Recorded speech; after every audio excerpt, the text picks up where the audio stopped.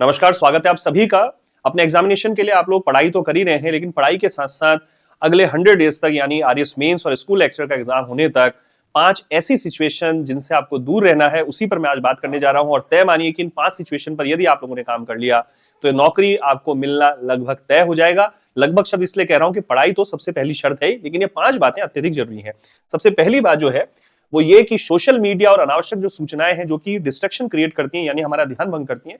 देखिए, चूंकि online education का दौर है इस समय, तो मोबाइल हमारे हाथ में स्वाभाविक रूप से रहता है। लेकिन आपको ये ध्यान रखना है कि सोशल मीडिया के जितने भी प्लेटफॉर्म हैं, चाहे वो ट्विटर हो, इंस्टाग्राम हो, या यूट्यूब है, या टेलीग्राम है, व्हाट्सएप है, वहां केवल और केवल अपने जो काम के, और इस समय हमारा काम है केवल और केवल पढ़ाई से संबंधित जो सूचनाएं हैं वो एकत्रित करना।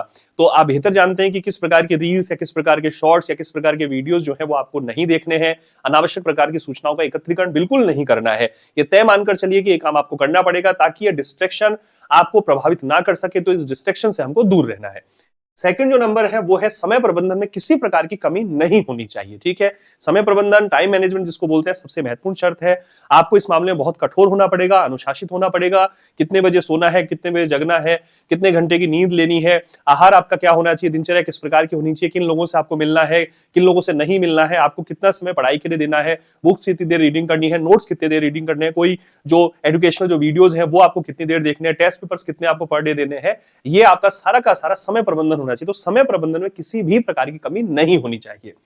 थर्ड जो पॉइंट है वो है किसी भी स्थिति में जो स्ट्रेस है और गुस्सा है उससे दूर रहना। ये दो ऐसे विषय हैं जो कि हमारे शत्रु हैं, सफलता के शत्रु हैं। तो स्ट्रेस नहीं होना चाहिए। देखिए, दुनिया चल रही है, चलती रहेगी, हम भी उसी दुनिया के पार्ट हैं, हमारा भी एक बड़ा जीवन है, हमें भी जीना है। लेकिन अगले 100 दिन ये इतने महत्वपूर्ण है जिसमें हमारा भविष्य निर्माण की एक बहुत महत्वपूर्ण जो मंजिल है वो हमें प्राप्त हो सकेगी। इसलिए किसी भी स्थिति में, चाहे पारिवारिक, सामाजिक, आर्थिक, शारीरिक, मानसिक कैसी भी सिचुएशन हो, कोशिश हम ये करेंगे कि उस सिचुएशन में स्ट्रेस नहीं ले, तनाव नहीं ले। ठीक है, इसके लिए यह है कि हम थोड़ा बहुत योगा कर ले, डीप ब्रीदिंग का अभ्यास कर ले। ठीक है, बहुत थोड़ा सा वॉकिंग वगैरह यदि आप करते हैं वो कर सकते हैं। हालांकि मेरा मानना है कि इस समय शरीर को बहुत ज्यादा थकाने की जरूरत नहीं होनी चाहिए, क्योंकि एनर्जी को आप स्टोर रखिए ताकि वो पढ़ाई में काम आ सके, लिखने में काम आ सके। इसलिए घर पे ही या अपने रूम पे जहां भी आप रहते हैं वहां थोड़ा बहुत योगा कर लीजिए, डीप ब्रीदिंग का अभ्यास कर लीजिए, थोड़ा कुछ पॉजिटिव थॉट, पॉजिटिव जो किताबें हैं उनको पढ़ लीजिए। बाकी तो हमारा जो कोर्स है उसमें इतनी चीजें पढ़ने की है कि स्ट्रेस का कोई प्रश्न ही नहीं है। तो चिंता नहीं करनी है, एक गुस्से से हमें दूर रहना है। और गुस्सा किन कारणों से आता है उन कारणों पर आपको ध्यान ही नहीं देना है। मैं जानता हूं कि कठिन है चीजें, लेकिन कठिन जो रहा है वो उस पे जब हम चलते हैं तो निश्चित रूप से सफलता मिलने की संभावना प्रबल हो जाया करती है। फिर नेक्स्ट बिंदु है कि फियर ऑफ फॉरगेटिंग। ये एक बड़ी कॉमन सी बात रहती है जो भी अभ्यर्थी तैयारी कर रहे होते हैं, और तैयारी के पूरी अवधि के दौरान, और इवन जब एग्जामिनेशन देने जा रहे होते हैं उससे पहली रात तक भी उनको ये लगता है कि जो उन्होंने पढ़ा है कहीं वो उनको याद है या नहीं है, कहीं याद क्या भूल तो नहीं गए हैं।